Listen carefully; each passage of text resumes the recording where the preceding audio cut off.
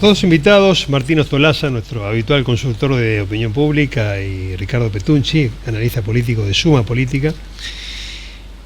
Bueno, sorprendidos o no de la distancia, más que nada, porque creo que los últimos días había una corriente como que indicaba que Milei estaba arriba. Sí, la enorme mayoría de las encuestas daban triunfo de Milei. Había alguna sospecha porque ninguno de los dos quería quedar primero, por una hipótesis de que eso desmotivaría a las bases internas de cada uno, entonces era mejor arrancar de atrás. Creo que los dos hacían ese esfuerzo por no aparecer primeros en las encuestas, pero bueno, el volumen de encuestas, que hubo muchísimas, te diría que entre el 70 y el 80% de la cantidad de encuestas daba triunfo de Milei. Es verdad que ninguna, salvo una o dos que pronosticaban 10, 11 puntos, que más o menos hay una que da muy, muy precisa, pero no, después la otra era un poquito más ajustado el resultado. De alguna manera creo que más allá de las encuestas, al menos en mi análisis frío post generales, me resultaba muy difícil ver cómo Massa el esfuerzo de Massa por lograr nuevos votantes parecía muy superior al esfuerzo que tenía que hacer Milei por alcanzar el 50%. Si de alguna manera Milei se quedaba con los votos de Bullrich, que era un ejercicio sí, era 30 lineal, más 17. Sí, claro. Claro, los 17 de Bullrich, no hablo de lo de Juntos por el Cambio, que era bastante posible por la identidad y la conformación de los votantes de Bullrich. Ya se acercaba muy rápido al 50%, y eso en Massa no se veía tan fácil, ese crecimiento que le permita obtener esos 33 puntos que estaban en la pecera, suponiendo que más o menos el porcentaje de votación iba a ser similar entre generales y balotage.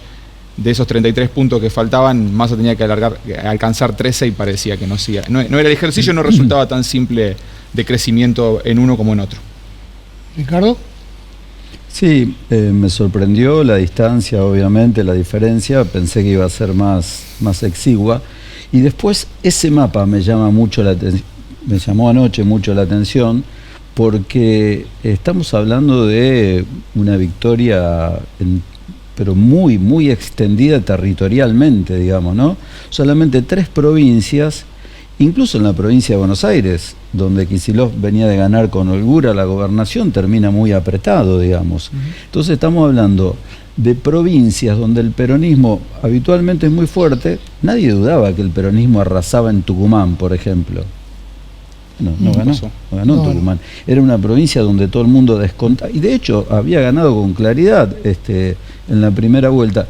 Sí, la territorialidad también me llama la atención, y bueno, y en Santa Fe y Rosario ni hablar, porque en Santa Fe ganó los 19 departamentos, Massa había ganado varios, había ganado 5, si no me equivoco. 4 o 5 en las generales, gana los 19, y después lo que son las seccionales de Rosario, ¿no? Las seccionales de Rosario también es muy sorprendente. Yo la última vez que vi un mapa de un color tan dominante fue en 2017, cuando el PRO, en el mejor momento del PRO y con Roy López Molina en la ciudad, gana 20 de las 21 seccionales. ¿Verdad? Era la ciudad amarilla, absolutamente amarilla, pero era un momento en que Macri estaba en el mejor momento de su gestión, y el PRO en la ciudad era muy potente también, ¿no? Bueno, ganó en ese momento 20 seccionales. Después, la verdad que lo de ayer es fuerte también. En el 2019 el mapa nacional también había quedado Claro. dividido como una bandera de Boca. Camiseta de Boca. Como una camiseta de Boca, porque quedaba la franja del medio que partía en amarillo, pero que el volumen interior de cada una de esas provincias, y además eran más que 3, también no era esto. Claro, bueno, ¿no? de hecho Milei es el presidente más votado del 83 para acá, al menos, digamos. El balotaje te lo puede dar, ¿no? Bueno, pero pero bueno, en el número, cuando uno ve el triunfo de cada uno, es verdad que con balotaje es más fácil llegar a ese.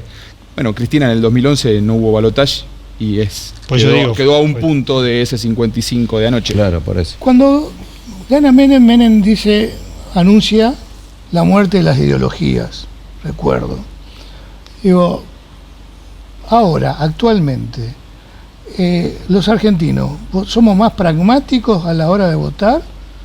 Porque digo, ideológicamente, yo no creo que todo lo que votaron a Milei o todo lo que votaron a Massa estaban de acuerdo con lo que proponía. Me parece que fue un voto más en contra de que a favor de. Yo creo que hay un componente ideológico mucho más fuerte de lo que tal vez en los últimos años se veía. Me parece que hay un componente ideológico, sobre todo en Milei. No quiere decir que eso explique la totalidad de los 55%, pero me parece que el componente ideológico, ya sea está claro que el componente ideológico no quita que buena parte de sus electores se autodefinan por contraste a otro. Me parece que no son causas que se chocan, sino más bien que se complementan. Pero me parece, y del otro plano, del plano peronista, me parece que también, digo, si con ideología hablamos de izquierda y derecha, creo que se nota. Si hablamos de causas o políticas públicas, creo que también se nota. Entonces me parece que el componente ideológico, que no necesariamente, que trasciende los partidos, digo, la identidad partidaria pro-radical, me parece que está muy viva la cuestión ideológica. En el tema de números, hago este razonamiento para compartirlo, ¿no? Yo no sé si hubo tanta sorpresa, me parece que hubo actitudes políticas antes y después que favorecieron este resultado final. Massa que logra dividir la oposición. Por eso finalmente termina ganando la elección general. Pero esa oposición dividida, 2 días después de que pierde, Macri hace un movimiento estratégico muy importante y los une. Y si vos sumabas la oposición dividida, es este resultado. Sí. Más que un secreto, digamos, ¿no? Sí, el resultado es ese. De hecho, es casi matemático, es la suma de los votos de la oposición, salvo en Córdoba, que trepó muchísimo más todavía, ¿no? Porque los votos de Schiaretti se sumaron, digamos. Pero sí, yo creo que es por ese lado.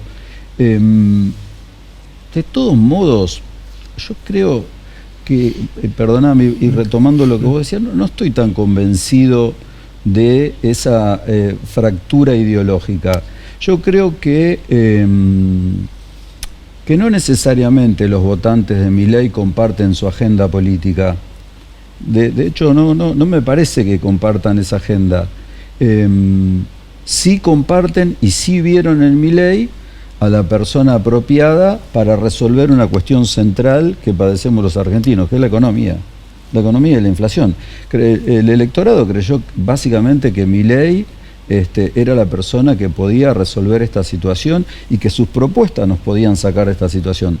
Si comparte el resto de la agenda, yo... De hecho hay investigaciones que dicen que no necesariamente comparten las políticas públicas, digo, no sé, la cuestión de los órganos, que bueno, que después quedan medio en el limbo alguna de esas cosas. O el cambio climático, por ejemplo. Pero a mí me parece que si bien la agenda económica es central, creo que si se desmenuza eso y decís, bueno, a ver, ¿a quién perjudicamos en términos de...?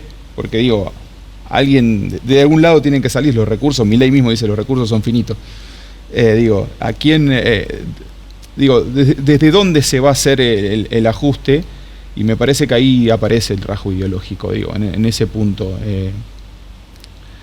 Me parece que en los votantes de Milei está claro que están lejos de los movimientos sociales, los rechazan, creo. Sí, totalmente. Están lejos de... Están de alguna manera coqueteando con la dolarización, aunque a lo mejor no sea una aprobación mayoritaria hacia esa política. Pero bueno, creo que también la cuestión del déficit fiscal, de la emisión, me parece que hay determinadas políticas públicas que van entrando en esos núcleos, y del otro lado no, más bien hay cierta resistencia a ese tipo de ideales. Entonces me parece que se filtra el debate ahí. Bien, vamos al corte y volvemos, y seguimos analizando esta elección que mayoritariamente sorprendió a muchos y a otros no tanto.